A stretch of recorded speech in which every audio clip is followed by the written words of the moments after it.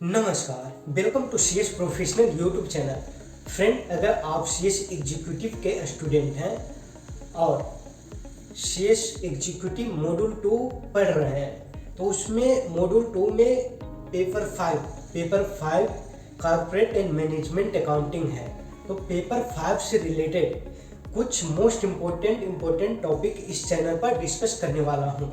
अगर आप न्यू हैं तो चैनल को सब्सक्राइब कर लीजिए और बेल आइकन को प्रेस कर लीजिए। जैसा कि आपने थंबनेल देखा है, थंबनेल में इंटरेस्ट रेट के बारे में था, तो वो सभी 7 इंटरेस्ट रेट के बारे में चलिए इस वीडियो में डिस्कस करते हैं। CS executive paper 5 corporate and management accounting new syllabus. Almost सभी स्टूडेंट न्यू सिलेबस के होंगे, तो आपका एग्ज़ाम 2022 में है, तो आपके लिए ही ये वीडियो है।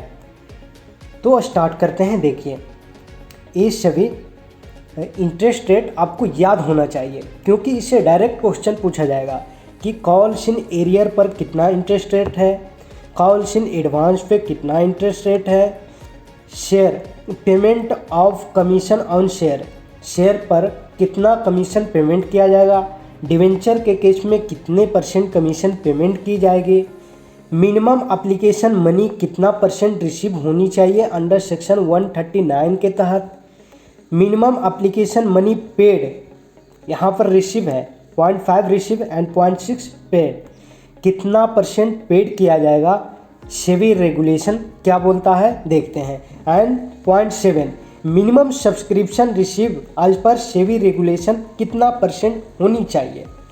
तो 1 बाय 1 देखते हैं इन सभी को।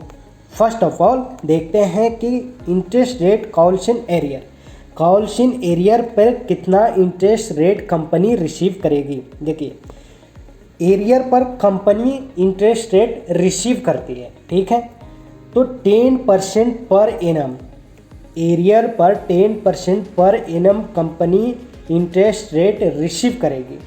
और ये कहाँ दिया हुआ है? ये टेबल एफ में बताया हुआ है, ठीक है। Next question, interest rate paid on calls in advance. Company को कॉल्स इन एडवांस मिल गया, मीन्स एप्लीकेशन मान लिया जाए कि 1000 रुपये का मांगा गया था 100 शेयर पर इंटू 10 1000 रुपया, लेकिन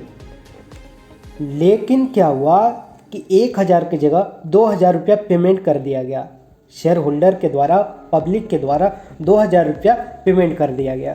तो 1000 एडवांस हो गया, ज़्यादा दिया, तो इस एडवांस पर कंपनी इंटरेस्ट रेट पेमेंट करती है, वो भी 12% के हिसाब से, 12% पर एनम। और ये इंटरेस्ट रेट 12% पर एनम कहाँ पर लिखा हुआ है? टेबल एफ में। अगर कुछ नहीं दिया हुआ है तो टेबल एफ बोलता है कि 12% इंटरेस्ट रेट एडवांस पर कंपनी पेमेंट करेगी पब्लिक को। अगर एरियर है, 1000 रुपया आना चाहिए था लेकिन 500 रुपया आया, तो 500 रुपया एरियर हो गया, तो इस एरियर अमाउंट पर 10% पर एनम से कंपनी इंटरेस्ट रेट रिसीव करेगी। अगर क्वेश्चन साइलेंट है तो टेबल एफ बोलता है। तो आपने देखा टेबल एफ क्या बोला कि एरियर पर 10% per annum interest rate company receive करेगी, एंड एडवांस पे टेबल एफ के अनुसार company 12% per annum interest payment करेगी। ध्यान रखना है, पर एनम है, पर मंथ नहीं, ठीक है। तो थर्ड क्वेश्चन पर अब चलते हैं। Payment of commission on share पर कितना % कमीशन पेमेंट किया जाएगा। देखिए, जो शेयर होता है, शेयर का अगर बिक्री होता है, बिक्री कहे तो इश्यू किया जाता है, तो डायरेक्ट कंपनी के द्वारा नहीं किया जाता है, मीडिएटर कुछ लोग रहते हैं, तो मीडिएटर के थ्रू जब शेयर को सेल किया जाएगा तो उस पे मीडिएटर को कमीशन पेमेंट किया जाता है। तो कमीशन शेयर के सेल पर कितना % पेमेंट किया जाएगा? 5% शेयर पर कमीशन पेमेंट किया जाएगा। एंड देखिए, एक बात ध्यान में रखना है, 5% पर एनम या पर मंथ यहाँ पे नहीं है, जितना शेयर का वो सेल करेगा एजेंट के द्वारा तो उतने शेयर पर उसके हिसाब से 5% मिलेगा। ठीक है, अब देखते हैं payment of commission on debenture. Debenture पे कितना परसेंट कमीशन पेमेंट किया जाएगा? 2.5%। शेयर पे 5%, डिवेंचर पे 2.5%। ध्यान में रखना है। तो अभी तक मैंने आपको 4 रेट बता दिया। फर्स्ट मैंने एरियर पर इंटरेस्ट बताया। एरियर पर इंटरेस्ट रेट 10% कंपनी रिसीव करेगी। एडवांस पे कंपनी 12% इंटरेस्ट रेट पेमेंट करेगी। कमीशन शेयर पे कमीशन 5% पेमेंट करेगी एंड डिवेंचर पे 2.5% कंपनी पेमेंट करेगी। ठीक है, अब चलते हैं आगे। Next question, minimum application money receive under section 139 of company act 2013।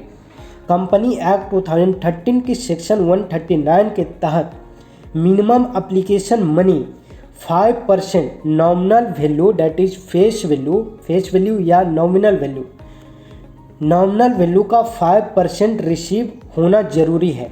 अगर नॉमिनल वैल्यू का 5% एप्लीकेशन मनी रिसीव नहीं होती है तो जितना भी एप्लीकेशन मनी रिसीव हुआ है कंपनी पेमेंट कर देगी। फिर से समझिए, ए नॉमिनल वैल्यू या फेस वैल्यू का 5% एप्लीकेशन मनी रिसीव होना चाहिए। अगर कंपनी को पब्लिक से 5% नॉमिनल वैल्यू का एप्लीकेशन मनी रिसीव नहीं हुआ तो कंपनी सभी रुपया पब्लिक को रिफंड कर देगी। ठीक है, तो आशा करता हूँ आपको समझ में आ गया होगा। चलिए आगे देखते हैं।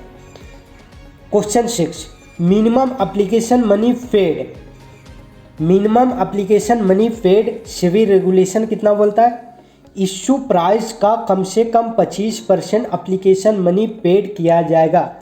पब्लिक के द्वारा इश्यू प्राइस का 25% अगर एप्लीकेशन मनी पेमेंट किया जा रहा है तो सही है। अगर 25% पेमेंट नहीं होगा तो कंपनी सारा पैसा रिफंड कर देगी। ठीक है, तो अभी आपने देखा 2 चीज़, एक तो एप्लीकेशन मनी रिसीव कितना परसेंट?